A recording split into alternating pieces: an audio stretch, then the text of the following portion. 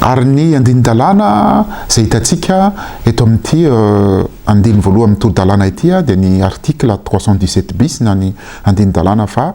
317 amby bis fa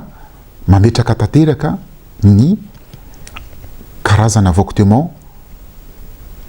anankitelo izy dia ny araka ny hitantsika amin'ny io laharana fahaefatra io dia ny hoe manana pathologie médicale ny fœtus zany zany dika zany hoe rehefa sanatrika misy zany ny fahasembanana ny zazamboka dia azo vonoina araka ny toe-tsaina ny ty andinin-dalàna ity dia hitantsika ihany koa hoe ankoatran'ny hoe malformation grave du fœtus sisy misy fahasaponana ngeza be zany dia efa azo asorina dia eo ihany koa hoe misy ny avortement psychosocial rehefa hitantsika teo dia amafisiny tia andinin-dalàna voalazantsika resantsika ity dia eo ihany koa hoe rehefa misy zany fanalanjaza psychosocial dia voalaza sy voamafy voasorotra mazava tsara ity lalàna ity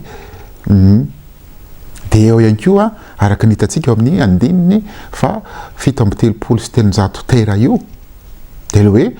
vokatra rehefa misy ny fanolanana rehefa misy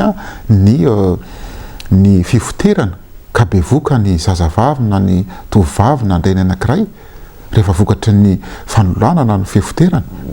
dia hoy ity ny-dalàna teo hoe hoy ny toe-tsainy ty lalàna teo hoe azo asorona izay le hoe fanalanjaza psychosocial na avortement psychosociaux ka amafisiny fa ireo lalàna ireo zany topilasy topoavy dia ametraka tanteraka sahady ireo sikajy anankitelo ny fanalanjaza ireo dia ny avortement